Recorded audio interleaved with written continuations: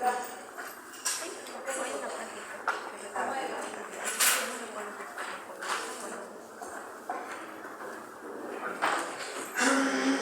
Entonces, a manera de recordar, porque eso ya lo vimos en la clase anterior, que les voy a pedir que están haciendo otra tarea, tienen que entregar algo más tarde, lo guarden y presten atención un rato a la clase.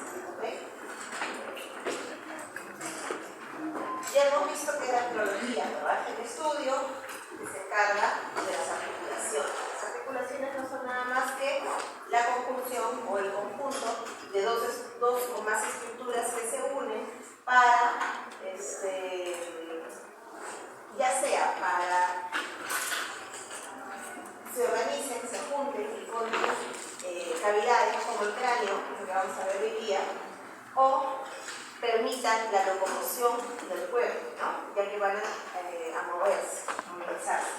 Entonces, como funciones, vamos a tener que esas articulaciones son puntos de unión del esqueleto, van a permitir los movimientos mecánicos del esqueleto y también proporcionan elasticidad y plasticidad del esqueleto, sobre todo en los más pequeñitos, que son los que menos se fracturan, y también vamos a ver que estas articulaciones, ¿no? Como son el tipo cartilaginoso, que es aquellas que pueden ser permanentes o cortas en el tiempo. Entonces, las cortas en el tiempo las vamos a conocer como cartílago de crecimiento, por lo tanto van a estar ubicadas en los extremos proximales de los huesos largos, y estas se van a llamar cartílago de crecimiento. Entonces permite también el lugar de crecimiento del cuerpo, ¿no? Entonces, vamos a ver que antiguamente se conocían como contiendas discontinuas, ¿sí?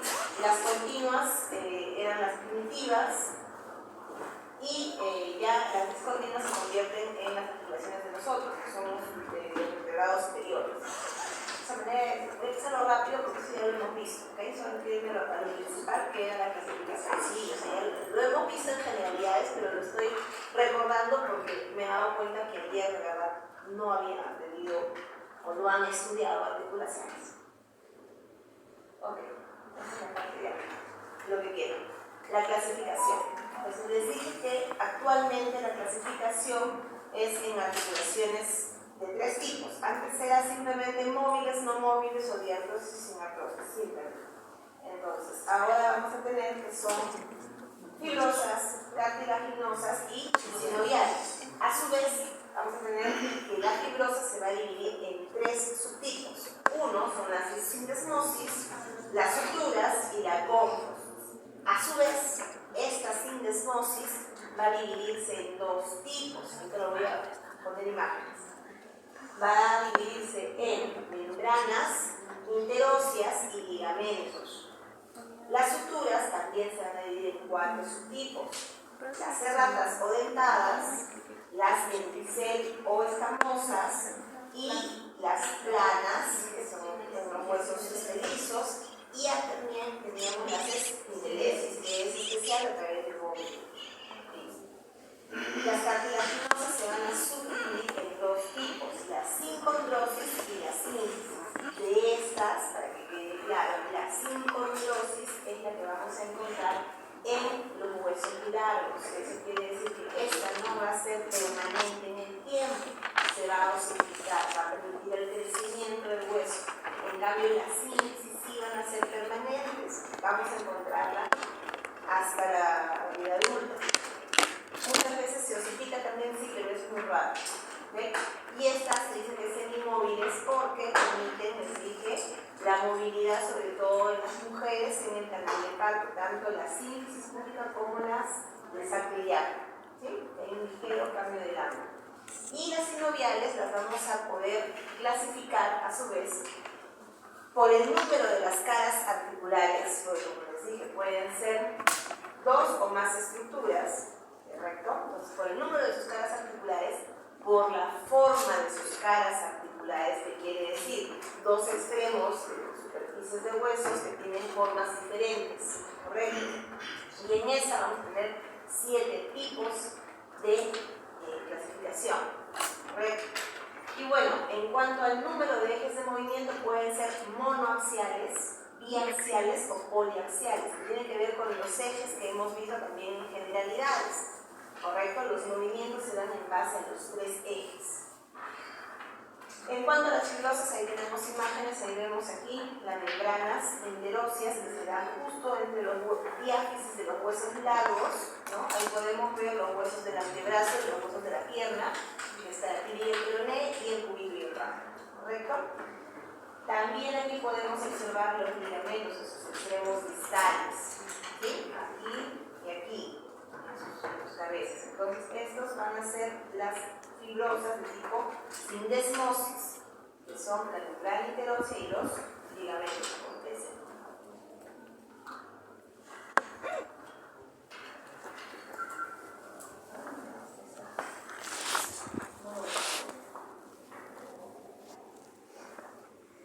Ahí también tenemos los ligamentos que refuerzan articulaciones, como la articulación sacroiliaca, que pese a que hemos dicho que también es cartilaginosa, ¿cierto? Tiene refuerzos con otro tipo de articulación fibrosa como los ligamentos de articulación fibrosa.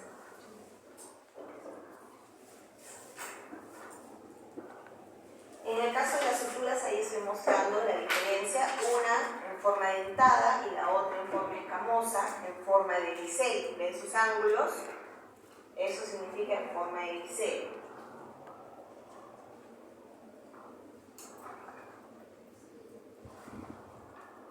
Y las planas, aquí a nivel de la nariz, los huesos de la nariz, son simétricas, ¿ok?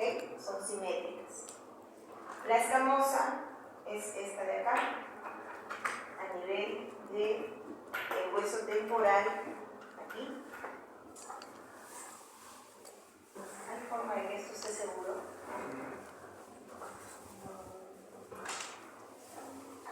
Aquí. ¿Se logra ver? Hueso temporal y hueso parietal. La última articulación fibrosa de tipo especial es esta que está aquí, la de los dientes. ¿Okay? Los dientes no están volando ni están clavados nada más en las cavidades alveolares. Hay una articulación también que va a ir hacia el maxilar y hacia las cavidades alveolares del mandíbula. Entonces esta se llama gomos, y solamente la vamos a ver a través de los dientes, que también va a ser reforzada por algunos ligamentos. Eso quiere decir que aquí también vamos a ver que pueden existir lesiones como esguinces, ¿sí? Pseudoesguinces de las piezas dentales. La articulación es gingivo-dental. Las cartilaginosas ya quedó claro que se mantienen unidas de manera continua a través del tejido cartilaginoso, ¿okay?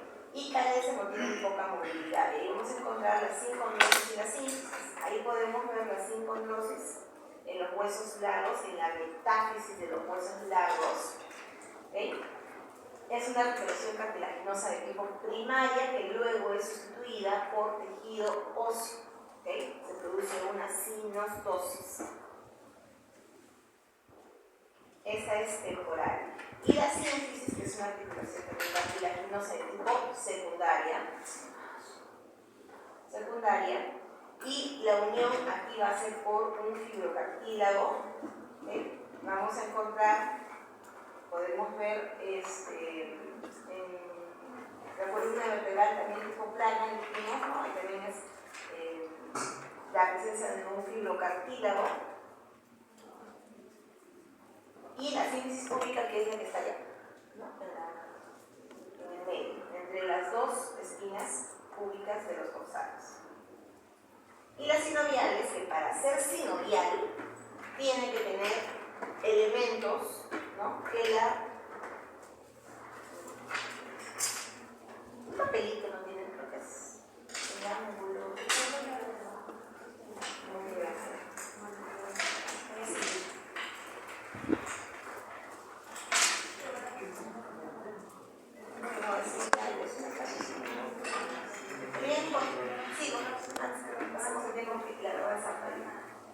Las sinoviales, para ser sinoviales, tienen que tener una cápsula, ¿okay? es una unión discontinua, quiero que quede claro. No es continua, o sea, no es el hueso pegado al hueso, no es el cartílago pegado al cartílago, es discontinuo, hay un espacio entre ellas. ¿Okay? Ese espacio va a estar contenido por ese líquido sinovial que se crea en esa membrana sinovial que recubre la cápsula sinovial. Correcto, de afuera hacia adentro, cápsula sinovial, ¿no? Una bolsa recubierta por una membrana sinovial. Las membranas sinoviales tienen un lado que tiene unos cilios y ahí tiene la producción del líquido sinovial, producción y absorción, ¿okay? A través de las venas se absorbe. Tiene también un cartílago que recubre esa extremidad. Entonces vamos a tener el cartílago articular, la cavidad articular, la membrana sinovial y el líquido sinovial. Externamente también va a estar reforzada por ligamentos, tanto extra como intracapsulares. ¿Okay? Bueno, en el caso de la rodilla sobre todo, ¿no? Que es una articulación de gran sobreesfuerzo, sobrecarga, ¿no es cierto? La que nos permite caminar, la que nos permite jugar y la que soporta gran parte de nuestro peso. Entonces, tiene un gran refuerzo, tiene ligamento. Cuando hagamos ya enfermedades, vamos a ver la cantidad de ligamentos que tiene. Y aparte de eso, mencioné que estas articulaciones sinoviales presentan fibrocartílagos, ¿okay? Que son elementos que van a ayudar, ¿okay? Que van a reforzar y ayudar al movimiento y a la sobrecarga, ¿correcto? Esos fibrocartílagos pueden tener tres formas diferentes. Pueden ser en forma de disco,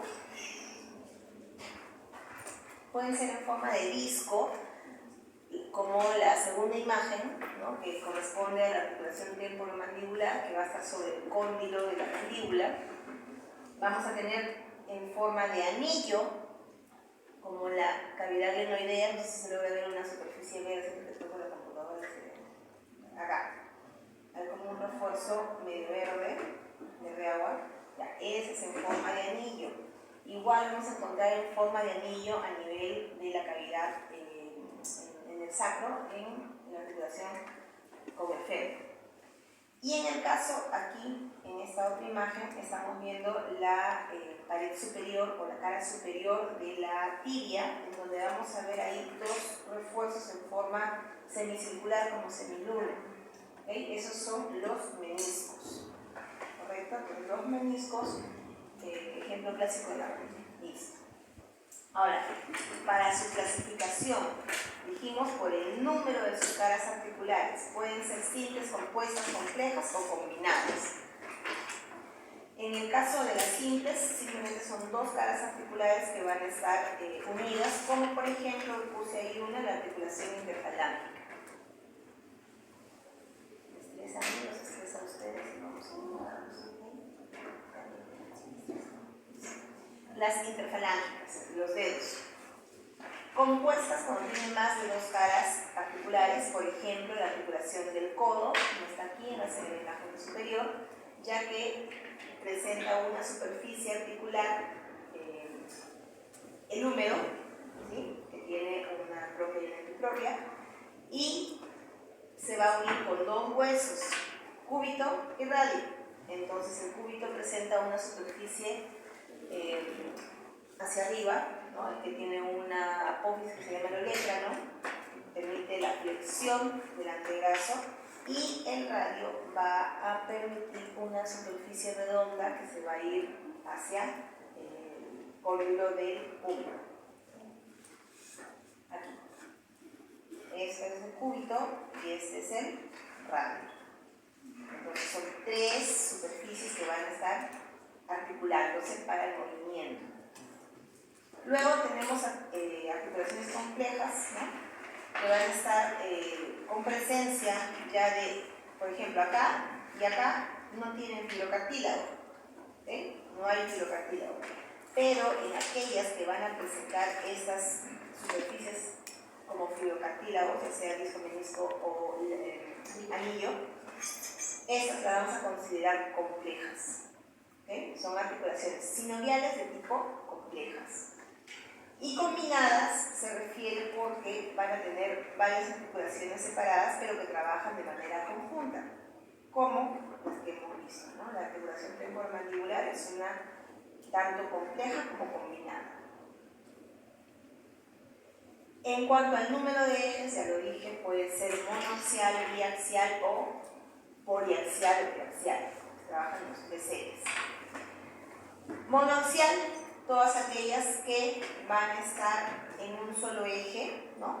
Por ejemplo, la flexión y extensión o las rotaciones laterales y mediales, ¿okay? Trabajan en un solo eje.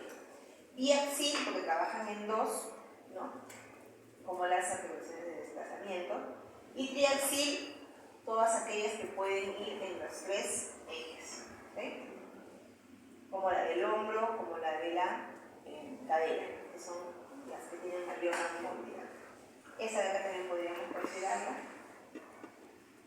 Y por la forma de sus caras articulares, mencioné 7, acá me falta una que es la plana.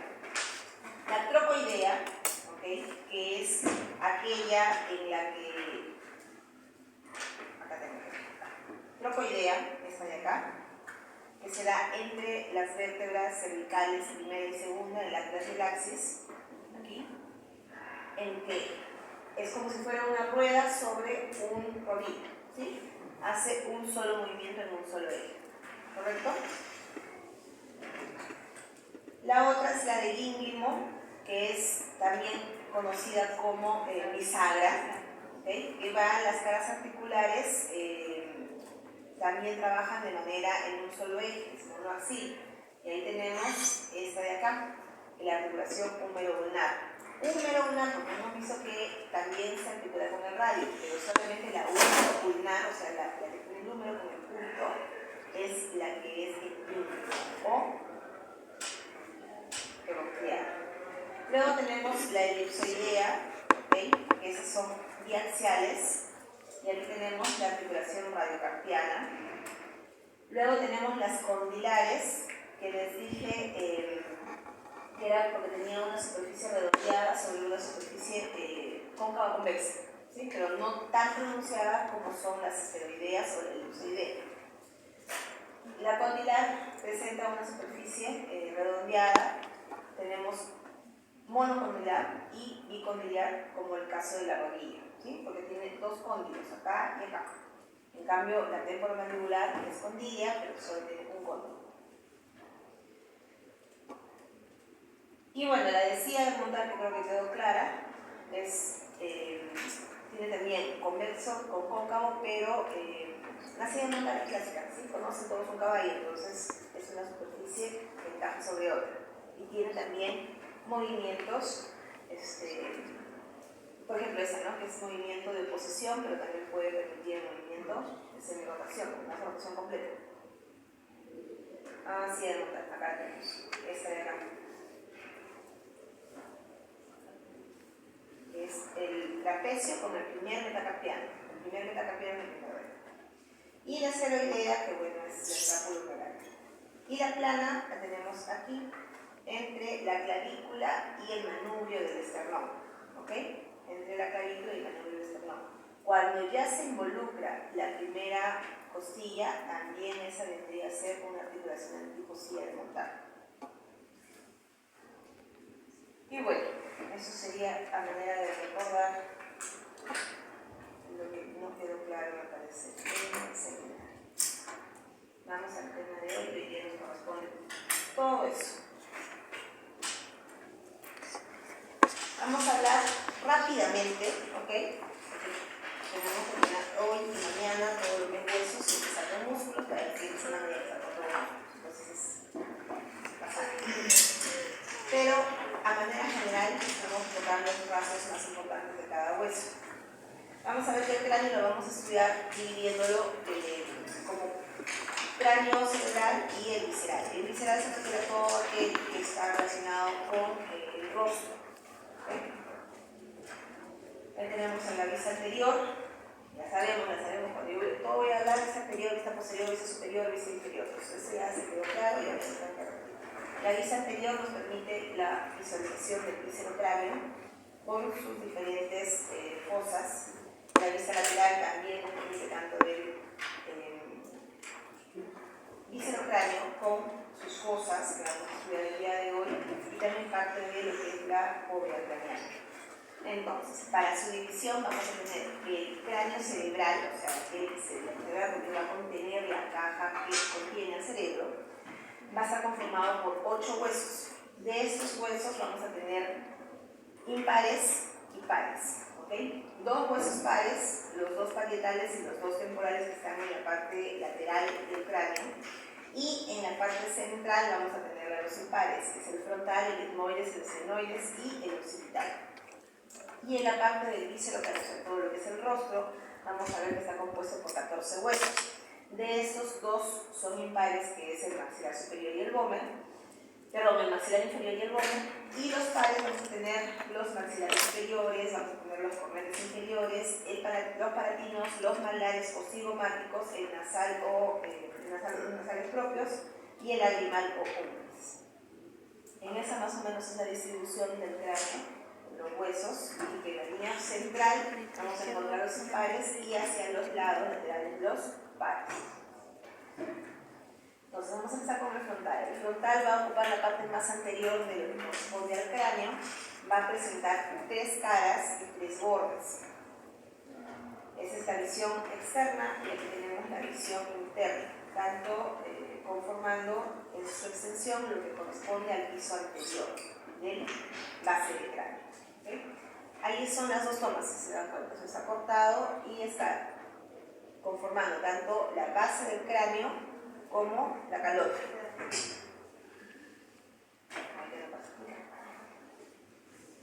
La visión que teníamos, dijimos que tenía 3 caras y 3 bordes. ¿Okay? Entonces, en su cara anterior, tiene una cara anterior, una cara posterior y una cara inferior, que va a estar conformando el techo de la órbita. En la cara anterior simplemente vamos a describir que tiene una escama grande, amplia, donde se van a insertar los músculos frutos y tal.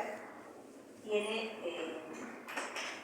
también en su cara anterior un borde que corresponde a el borde anterior, donde vamos a encontrar los arcos orbitales superiores, el proceso cigomático y el agujero supraorbital. En la cara posterior vamos a ver, en la cara anterior la escama grande, se dice que se sacaban los músculos, la eminencia frontal anterior, hacia adelante vamos a encontrar aquí una prominencia, así, que lo corresponde, conocemos como el entrecejo, ¿sí? Que corresponde a la glabela o protuberancia frontal media, que es un punto de reparo. Hay que tenerlo en cuenta porque es un punto de reparo por donde va a pasar una línea que va a dividir el cráneo para poder exponer y dividir lo que es la base del cráneo de la calota. ¿Okay? Entonces, hacia anterior tenemos la glabela. Luego, en la parte posterior, sus detalles anatómicos importantes, tenemos aquí, este de aquí, que es el surco del seno sagital superior, por donde pasa la vena sagital. Luego tenemos esta porción de aquí, que es la cresta frontal, donde se inserta la hoz cerebral. ¿Ven? Que la hoz cerebral pertenece a estas membranas que van a recubrir al cerebro, que se llaman meninges. Entonces, una de sus hoz, hacia la parte anterior, se inserta aquí en la eminencia o cresta frontal. Luego tenemos aquí por debajo de esa cresta un agujerito que es el agujero ciego, por donde va a pasar la vena emisaria o vena de esquililo. Luego tenemos también una escotadura que está aquí, que es la escotadura etmoidal, que se va a articular con el hueso que está posterior a este, que es el etmoides. Y la espina nasal, que se va a articular con los huesos nasales. En la cara inferior, que es la cara rostral, ¿cierto? Porque aquí va a formar parte del techo de la órbita del ojo. Entonces, aquí vamos a ver que presenta esa escotadura que les había mencionado y la espina nasal, se ve un poco más prominente. Luego tenemos también estas celdillas o semiceldillas etmoidales, ya que aquí se va a articular con el etmoides, con las unidades del etmoides, y ahí es donde se van a formar los senos. ¿Okay? ¿Se acuerdan que hablamos de los senos que eran cavidades llenas de aire? Luego también tenemos el desolador humedal para la articulación, y hay unos pequeños conductos etmoidales por donde pasan las arterias orbitales. Luego tenemos aquí también la fosita, no sé si se logra ver por que es la fosa para la glándula lagrimal. ¿Okay? La fosita para la glándula lagrimal se llama fosa lagrimal.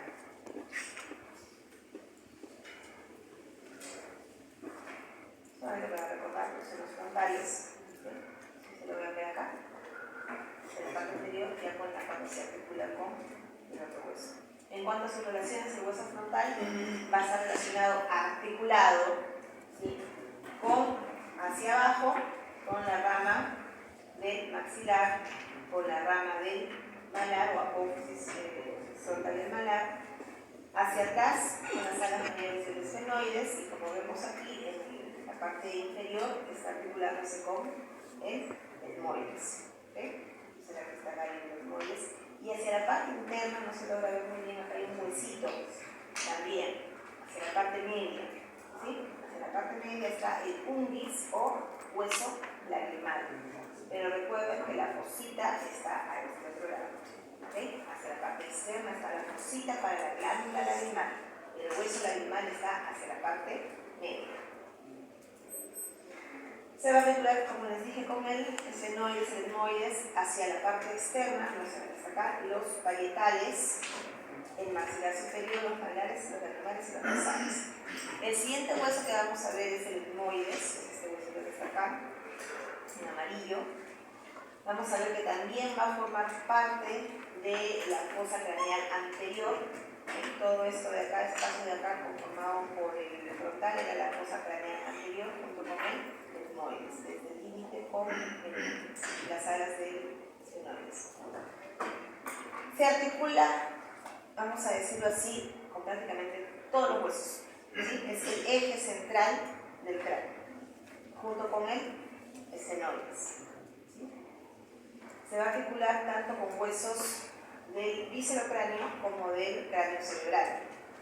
Se va a articular con el hueso frontal, con el esfenoides hacia la parte posterior, hacia abajo se va a articular con el palatino, se va a articular también con los maxilares superiores, hacia adelante como los huesos nasales, en la parte interna del ojo dijimos con los huesos del ungis o lagrimal, hacia abajo vamos a ver que ellos van a formar parte de los cornetes superiores y medios, pero el inferior, el cornete inferior es un hueso separado, entonces se va a articular con los cornetes inferiores. Se va a articular hacia adelante con el bóveda. Asimismo, como va a formar parte de la cavidad nasal, también se va a articular con los cartílagos nasales, con el septo nasal. Va a tener una forma irregular, es un hueso neumático irregular, tiene 3 porciones, tiene una lámina vertical, que es esta de acá, tiene una lámina horizontal y tiene 2 masas laterales. ¿Okay? Esta masa lateral la dibujé así porque tiene una forma cúbica, ¿correcto? Entonces, al ser una forma cúbica tiene 6 lados o 6 caras. En cuanto a la lámina vertical o lámina perpendicular, como la pueden encontrar en alguna literatura, va a tener una prominencia superior y una prominencia inferior, dividida prácticamente por la lámina horizontal. Hacia arriba vamos a ver que se va a articular, dijimos, esta lámina horizontal se articula directamente con el frontal, ¿sí? Se insertaba ahí en el frontal. Entonces vamos a tener una cresta prominente superior que va a dar hacia la parte del piso anterior de la base del cráneo, que se llama crista de Galli, ¿okay? Que junto con la cresta que tenía en la parte posterior del frontal se inserta ahí la voz cerebral. ¿Okay? Y luego hacia abajo la lámina perpendicular que se va a articular con el bóveda. Vamos a ver que esta lámina vertical, como decía, esta es una vista anterior, la que está en la parte posterior. Va a tener una porción superior que es la de la prótesis de bisagra, y como dije ya se inserta ahí la voz del cerebro. Hacia abajo vamos a tener esta otra porción inferior de la lámina por debajo de la lámina horizontal, que se va a articular con el hueso pómer a nivel de la cavidad nasal. Va formando así, hacia la parte anterior se articula con el tabique nasal, formando las dos cavidades nasales. Esa es su vista lateral. Vamos a ver que esta es su cara anterior y su cara posterior. Hacia aquí es la zona que se va a articular con el tabique nasal. Hacia aquí se articula en la parte posterior con el cuerpo del otro hueso que queda impar y una línea media que es el senoides, que va a formar parte del piso medio. Y hacia atrás simplemente va a corresponder a la fisura interhemisférica. Las masas laterales, esta es la visión superior de la lámina horizontal del etmoides. Vamos a ver aquí que aquí está la crista de Galli, que era la parte superior de la lámina perpendicular. Esta lámina horizontal tiene como agujeritos, se logra ver acá, no estos, sino acá, en el medio. Tiene unos agujeritos, ¿sí? Eso le da su apariencia como ametrallada y por eso se llama lámina fibosa, ¿sí? ¿Para qué sirven esos agujeritos? Estamos hablando que va a formar parte de la cavidad nasal. Entonces, esto va a formar el techo de la cavidad nasal, ¿sí? Entonces, por ahí van a ingresar, bueno, para la redundancia, van a salir porque la primera neurona está en la cavidad nasal propiamente dicha, y va a atravesar ahí todos los nervios olfatorios hacia, para formar el nervio olfatorio que va a ir hacia la parte del cerebro, ¿sí? Entonces da paso a los nervios olfatorios.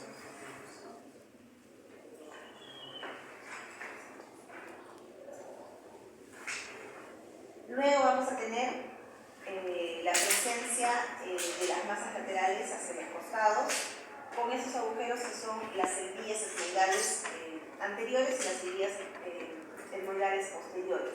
Cada una de ellas se va a articular con el hueso frontal para formar los senos, ¿correcto? En cuanto a sus masas laterales, vamos a tener que estas masas laterales, tenía como una forma cúbica y tiene 6 lados, 6 caras, ¿sí? Tiene una cara externa, que es esta que se ve acá, que da hacia la pared interna del ojo, ¿sí? Va a formar parte de la pared interna de la cavidad orbital, se llama lámina orbital. Luego tenemos en la parte superior, que ya lo vimos en la imagen anterior, estas semiceldillas, ¿sí?, etmoidales, que va a articularse con el frontal. Hacia la parte anterior también, hacia la parte posterior, vamos a tener que se va a articular acá atrás con el senoides, ¿sí?, y con la apófisis orbitaria hacia abajo del palatino. En la parte anterior simplemente va a estar articulado con el hueso lagrimal o unguis.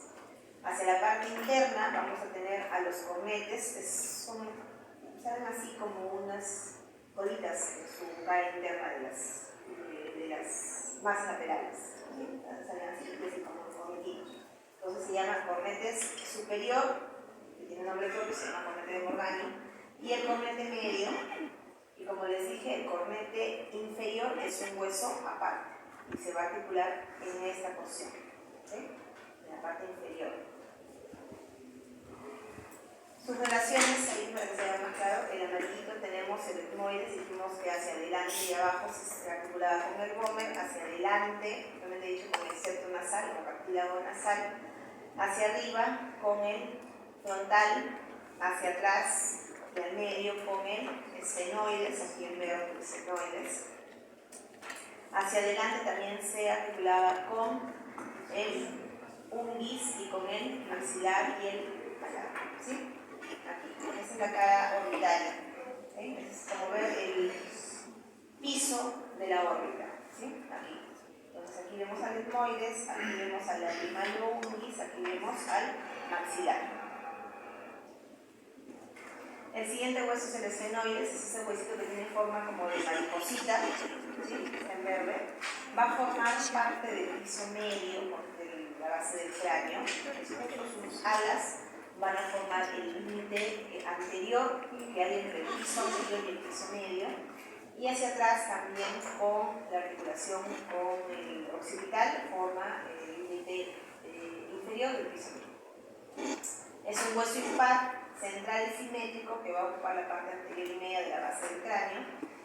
Como dije, está situado por detrás del etmoides y por delante del occipital. Esa es su vista lateral, sus relaciones anatómicas las ahorita, pero bueno. Eso se considera, como les dije, el eje del cráneo, ¿sí? Porque se articula igual con todos los huesos del cráneo y de la cara. Vamos a tener en él que tiene un cuerpo central, que es este, tiene unas alas menores, brazos que se resaltan aquí, y unas alas mayores, y dos apófisis, son las apófisis pterigoideas que están acá.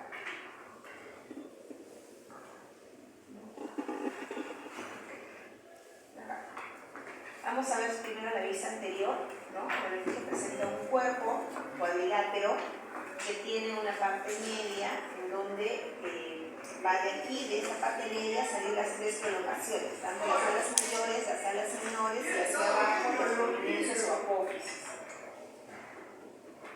En cuanto al cuerpo, va a tener estos agujeritos por donde van a atravesar los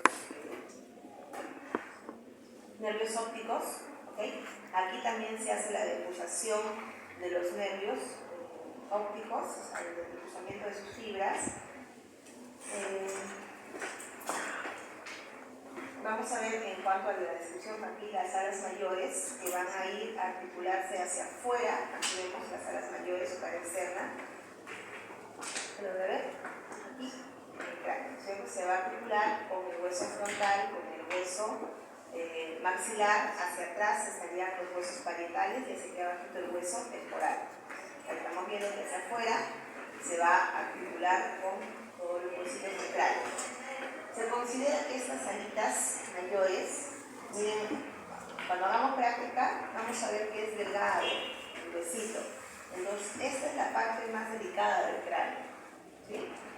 Esta parte más delgada, vamos a verlo del cráneo. O sea, lesiones en esa, golpes en esa zona del cráneo pueden producir fracturas y lesiones que pueden producir a la muerte. Entonces, es la parte más delgada de lo que corresponde a la caja craneana. Vamos a ver que aquí también va a ser zona de infección del músculo temporal y la formación de la fosa temporal, junto con esa superficie externa de las alas mayores. Hacia la parte interna se va a articular y va a formar parte de la cara posterior de la cavidad orbitaria. Acá la vemos en el revercito. Va a formar, articulándose con el frontal, el malar, el maxilar. Aquí tenemos el amarillo del etmoides, ¿sí? Formando ahí el piso. Vemos que tiene aberturas que corresponden a esta zona de acá, ¿sí? Que es la abertura orbitaria mayor.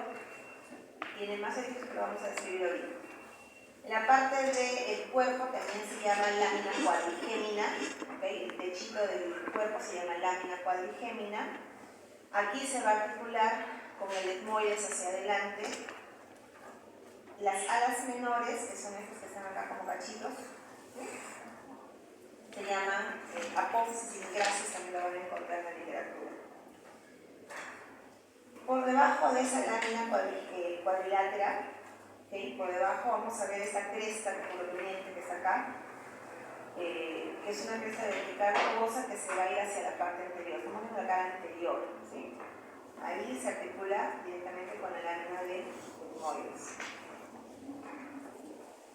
Y hacia aquí hay un grafito que les puse como para que vean que esta zona de aquí, que es la que se articula con el etmoides, ¿no? El etmoides, va a dar paso también a lo que son entre los cornetes superiores y medios, hay los meatos, ¿sí? Los meatos nasales, las fosas nasales. Esta es una vista posterior, visto por detrás, o sea, estamos viendo hacia atrás. Aquí está el cuerpo del esfenoides, que se articula aquí, si tiene una forma cuadrilateral, se va a articular con esta porción del occipital. ¿Sí? Vamos a ver que aquí va a estar también rodeando la parte interna de la apófisis clinoides anterior. Tiene dos apófisis que se ven aquí, esta de acá. Son las apófisis clinoides anteriores. Luego, en las alas mayores, en la parte posterior, se va a relacionar hacia la parte interna directamente con los lóbulos del cerebro. ¿Sí? Lóbulo esfenoidal del cerebro. Eso es viéndolo desde arriba, ¿sí? Viéndolo es lo que vamos a ver nosotros cuando vamos a práctica prácticamente, porque no creo que tengamos un esfenoides desarticulado, pero es lo que vamos a ver en la base del cráneo. ¿Okay? Como les decía, aquí les he hecho la figura porque son sus relaciones anatómicas más importantes que tiene el esfenoides, ya que en esta zona de aquí van a cada lado de este cuerpo, de la base cuadriláteral, de la lámina cuadrigémina, van a haber unos canales, que son el canal cavernoso o surco carotidio, que va a alojar a esta arteria, que es la arteria carotidia, que son estas que están acá al costado. ¿Sí? La arteria carótida interna, que va a ser la principal arteria que va a irrigar al cráneo en la parte anterior, ya que la parte posterior, la carótida interna va a formar una red que es esta de acá, que lo vamos a ver más adelante, pero para que sepan dónde está ubicada cuando lo hable, que es el polígono de Willis, ¿sí? Que es esta porción, valga la redundancia, forma el polígono, que va a estar por la unión de la carótida interna, ¿sí? Que es la rama directa de la carótida común, y por unas ramas de la arteria basilar, que son ramas de la otra red, vamos a decirlo así, que viene de la vertebral, que viene del aciclavio. Entonces ahí es la unión de dos redes prácticamente que se unen y van a formar este polígono, que está en relación directa con esta porción del esfenoides. Entonces cuando le pregunten cuál es la relación directa con el esfenoides en su cuerpo, arteria carótida interna. También alrededor de la carótida interna hay una estructura que se llama seno cavernoso. El seno viene de venas. Todos los senos son formados por venas. Entonces, el seno es una dilatación de esa vena. Por el medio vamos a ver qué va a pasar. La carótida interna también va a tener relación con pares craneales del quinto par, con las ramas 2 y 3 del quinto par.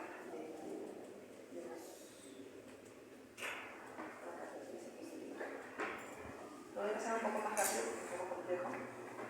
Acá tenemos ya las apófisis. Dijimos que tenía alas mayores, alas menores del cuerpo y dos apófisis, ¿sí? Hacia abajo. Entonces, estas son las apófisis pterigoideas que van a formar parte también de las estructuras que vamos a ver cuando vamos a ver ese conjunto, que son las fosas pterigoideas. ¿Para qué sirve esta porción de acá? Porque va a tener relación también con el nervio facial, con el ingreso de la arteria carótida. Se relaciona también hacia la parte interna de esta ala con la inserción de los músculos masticatorios, los pterigoideos, con la inserción de los músculos pterigoideos internos. También en la cara interna de esta apófisis va a formar parte de la cavidad nasal, de las fosas nasales. Y a nivel de la fase vamos a ver que se encuentra este conducto que está acá, que se llama conducto biliano, que va a pasar por ahí la arteria y el nervio biliano. Esto ya lo vimos. Orificios. ¿Qué orificios importantes tenemos que recordar de este huesito? Porque les dije, forma parte del piso medio. En el piso medio está prácticamente el cerebro alojado ahí, ¿sí? Bulbo raquídeo, y por el bulbo raquídeo van a nacer todos los pares craneales. Los pares craneales se encargan de la inervación de todo nuestro cerebro. ¿Sí? Entonces vamos a ver que hay agujeritos que van a dar paso a diferentes nervios. Este de aquí es la hendidura senoidal mayor o orificio mayor. Este va a dar paso a todas esas estructuras que les he detallado. Al nervio motor ocular común, que es el tercer par craneal, al nervio tronclear o patético, que es el cuarto par craneal, y al nervio motor ocular externo o abducen, que es el sexto par craneal. Si se dan cuenta, todos los pares craneales que están en relación con ese agujero son aquellos que van a ir hacia el ojo. Porque vieron ustedes en la figura que puse de la cavidad orbitaria, hay una figura grande.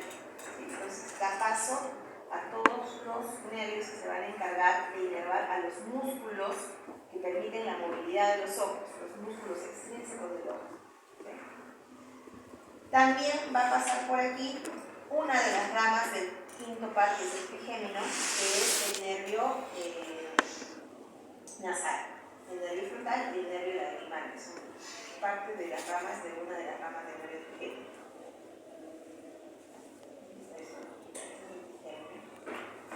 Y su rama, la segunda rama del trigémino maxilar es la que pasa por este otro agujero, que es el agujero redondo. El anterior pasaba la primera ramita, que es el nervio oftálmico, adelantando, porque eso es la última unidad de lo que es paréntesis. El trigémino, que es el quinto par craneal, tiene tres divisiones, ¿sí? El nervio oftálmico, el nervio maxilar y el nervio auricular. ¿Sí? Tres ramitas, sale así, como para que no se vean hacia arriba, hacia acá y hacia acá. Entonces, la primera ramita, que es la rama oftálmica, va a pasar junto con estos otros tres pares craneales a través de la hendidura senoidal mayor, esta que está acá. El segundo agujero por debajo de eso es este que está acá, que es el agujero redondo mayor. Este agujero redondo mayor va a dar paso a la segunda rama del trigémino, que es el nervio maxilar. ¿Sí? El nervio maxilar pasa por este agujero redondo mayor. Por debajo de eso está este otro agujero de acá, que es el agujero oval. Este agujero oval va a dar paso a la rama mandibular o tercera rama del trigémino. ¿Sí? Y de ahí se va a ir a inervar a lo que es la mandíbula. Y esto ya lo vimos. Hay otro agujerito que está por acá más chiquito, que es el agujero redondo menor o el agujero de Vesalio, que simplemente va a dar paso a la vena emisaria del senoidal. Igual, todas las relaciones, como dije, se relacionan con todos los huesos. ¿Okay? Con todos los huesos. Eso es el piso medio, vemos ahí todas las relaciones de esfenoides, hacia adelante el frontal, el etmoides, hacia los costados, los temporales, los parietales, el occipital y hacia la parte del rostro con el maxilar, con el cigomático, con el mómer. Y por último, con el cráneo, tenemos al occipital. Esa es su vista interna y su vista externa a través de la base del cráneo. Está en la parte posterior inferior de lo que corresponde al cráneo. Vamos a tener en él tres porciones, una porción escamosa, una basilar y unas porciones laterales. Tiene dos caras, una cara posterior inferior, que es esta de acá, posterior inferior o exocraniana, y una antero superior o endocraniana, hacia la parte interna. Vamos a tener que en la parte posterior o exocranial tiene esta forma como si fuera con varias impresiones como arrugaditas. Vamos a tener ahí que es la inserción de los músculos del occipital. Se inserta también en toda esta zona de aquí el músculo del trapecio, ¿sí? Los que vienen del cuello, el trapecio, el esternocleidomastoideo y el isquemio de la cabeza. Va a tener una protuberancia, ¿sí? Esa cosa, esa superficie que está acá, que es la cresta occipital, donde se insertan los ligamentos del músculo triangular o músculo bucal. Hacia la parte superior de esto vamos a tener aquí la concha, ¿okay? O protuberancia occipital externa, que hay otra que es una protuberancia occipital interna, donde es igual, son inserciones de los diferentes ligamentos de los músculos que vamos a ver en la región occipital.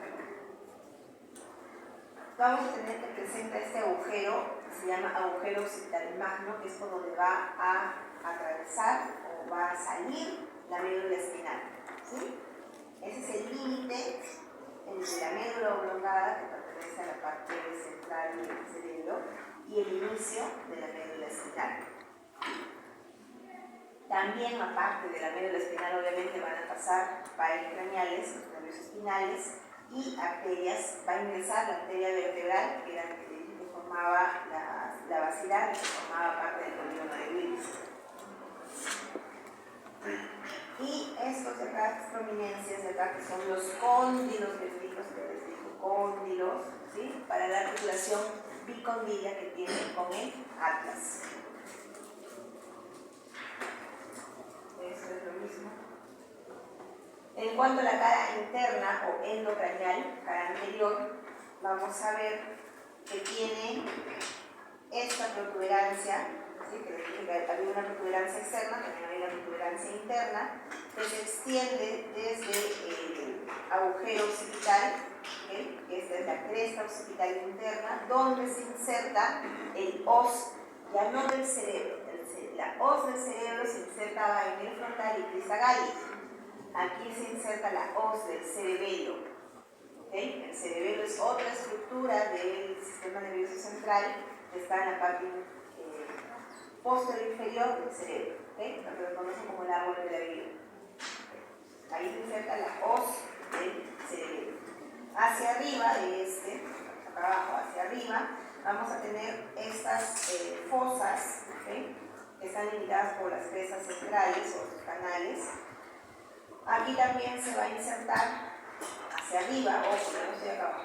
Acá están las fosas cerebelosas, hacia los costados de esta protuberancia o cresta están las fosas cerebelosas, donde se aloja el cerebelo. Hacia arriba hay otra cresta, que es la protuberancia occipital interna, donde se va a alojar la parte terminal de la os del cerebro, que quedan las enigmas. Acá también se va a insertar de forma horizontal la tienda del cerebelo y la os del cerebelo. ¿Okay? Y hacia arriba tenemos las fosas cerebelales o cerebrales. ¿Okay? Hacia abajo eran las cerebelales y hacia arriba las cerebrales. Y hacia la parte anterior, ¿no? Por delante vamos a tener la superficie basilar, que está articulada con ¿qué hueso? Esta lámina cuadrilátera que está acá, ¿con quién se articulaba? Con el esfenoide. La cara posterior del esfenoide es esa lámina cuadrilátera que tenía. Pues esa es la articulación con la superficie basilar. ¿Okay?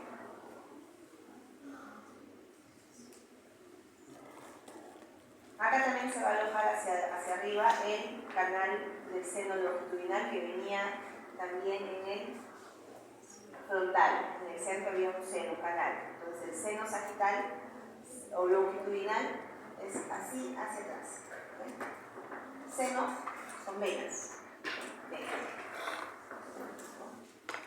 En cuanto a sus bordes, bueno, tienen bordes superiores que se articulan con el hueso parietal, los inferiores de acá que se articulan con el hueso, los dos temporales, los costaditos, y hacia anterior que se va a articular con el esfenoides.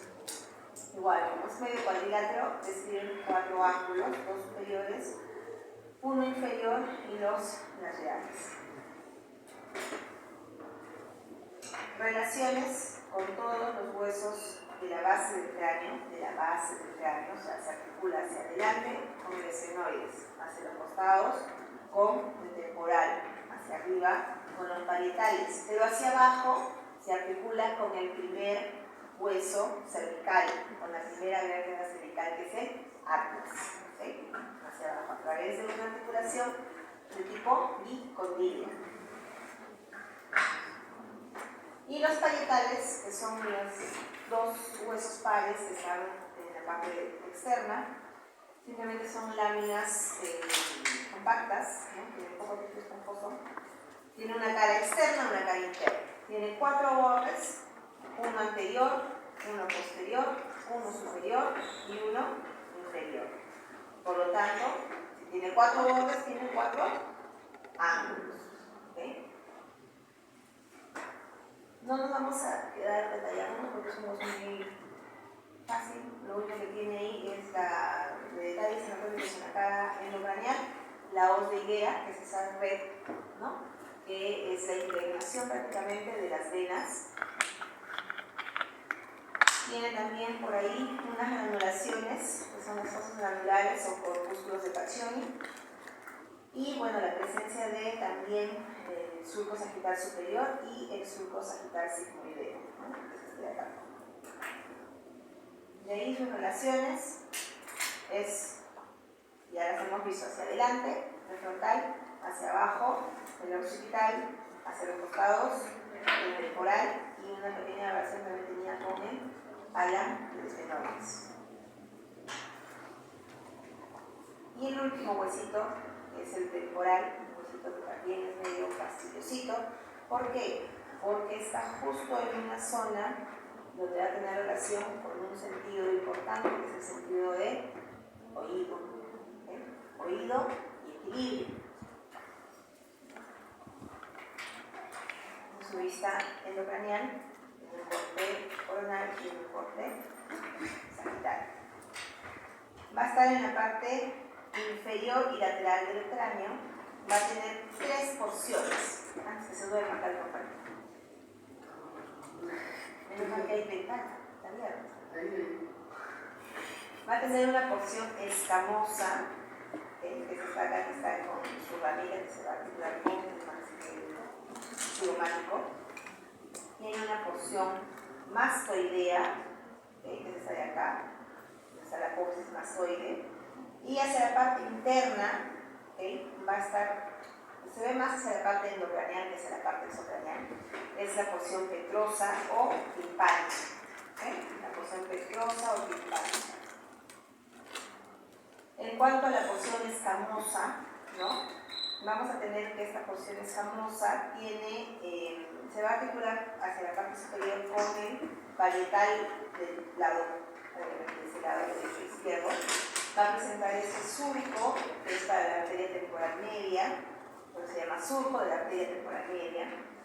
Va a tener esta apófisis o prominencia, que se llama la apófisis cigomática. ¿Por qué? Porque se articula con el cigomático malar. Va a tener también un borde inferior donde se va a insertar otro de los músculos masticatorios, que es el macetero. Hacia abajo vamos a ver que desde la parte inferior de esta apófisis presenta un tubérculo, que es el tubérculo cigomático, que se va a insertar el ligamento externo de la articulación temporomandibular. Por detrás de eso hay otro tubérculo que está acá, que está en relación con la cavidad adenoidea. ¿Se acuerdan? Ahí viene el cóndilo de la mandíbula, ahí se inserta la articulación temporomandibular. Vamos a tener que por detrás de esta cavidad adenoidea, donde se va a articular con el cóndilo de la mandíbula, por detrás de esta cavidad adenoidea vamos a tener el tubérculo cigomático. ¿Okay? Ahí está el músculo macetero y se inserta una de sus inserciones está acá. ¿Okay? Donde está acuerdo. Luego, yéndonos más hacia atrás de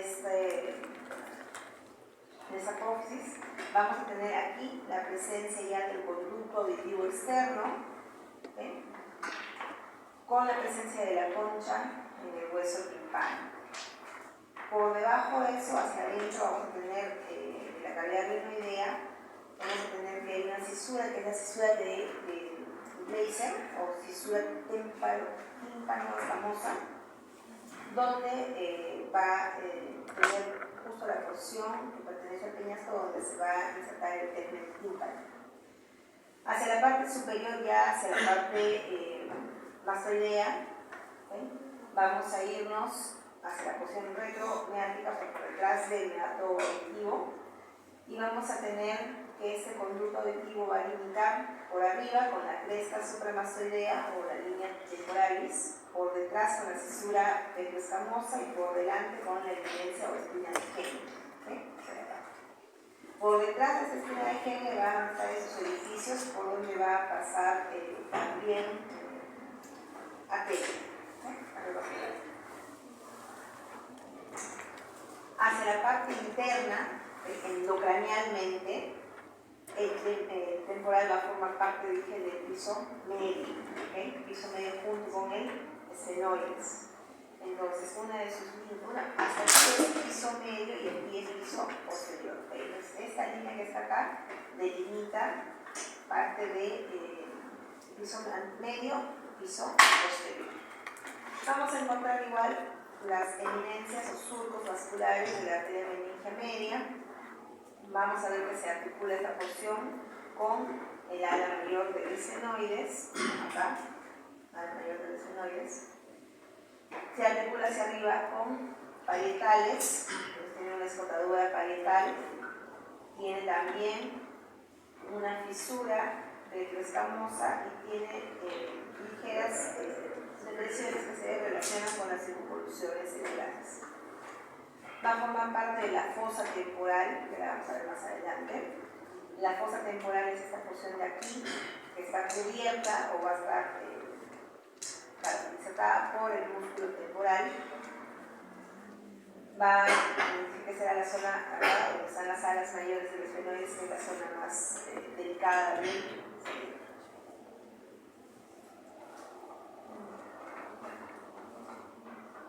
En la porción mastoidea, que es la porción final del temporal, va a ser lugar de inserción de varios músculos.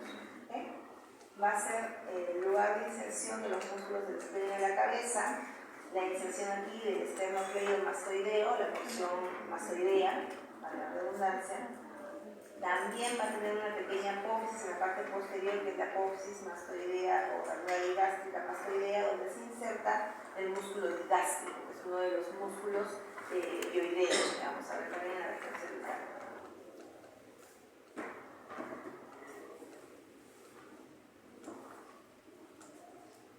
Y el peñasco, porción petrosa, que ya la vimos también. Esta es la línea que yo les decía, que divide piso medio del piso inferior. ¿Okay? Hacia la parte superior de esta, vamos a ver esta eminencia, superficie arcuata, ¿okay? O eminencia arqueada. Por delante de este va a estar el tegmen tympani en la parte anterior de esta.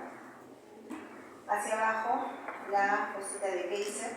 Difícilmente, la verdad, pues, la podemos ver en la base del cráneo, pero vamos a tratar de ubicarla, que está justo por debajo del conducto auditivo interno. En esta porción vimos el conducto auditivo externo. En la parte interna, este orificio de acá corresponde a la continuación, que es el orificio auditivo interno. Y tiene estas diferentes eminencias que van a formar parte de la fosita pterigo-palatina, temporal y maxilar. Tiene la fosa yugular, ¿okay? Por debajo de la apófisis es esta de acá, que también es otro vértice, por donde se va a insertar también el músculo pterigoideo. Esta apófisis acá, para la inserción del músculo del estilo, que es otro de los músculos suprayoideos de la región cervical. Ahí solamente para vernos la ubicación, acá está la porción petrosa, ¿sí? Ahí es la ubicación exacta de los huesecillos del oído, ¿sí? Que llevan, que conducen la audición desde la ventana timpánica hacia la cavidad del oído interno. Ahí tenemos a ver la presencia de este agujero rasgado posterior. Vimos que había un agujero rasgado anterior, que era el paso de todos los pares craneales para el ojo. en la parte posterior, hueso temporal, piso posterior, porque ya es piso posterior hasta el occipital. La unión entre el occipital y el temporal va a dejar ese espacio que es el agujero rasgado posterior, que es el lugar por donde va a atravesar, van a salir del cráneo los caries craneales 9, 10 y 11, ¿okay? Y también la vena yugular. Entonces, ¿por dónde sale el vago? Por el agujero rasgado posterior. ¿Dónde pasa?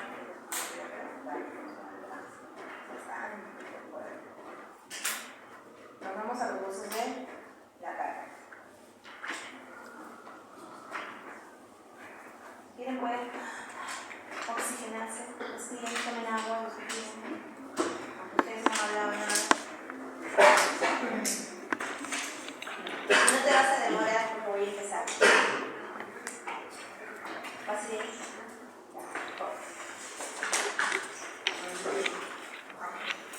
Ya. 2 minutos. Pero 2 minutos, porque de verdad falta esto, falta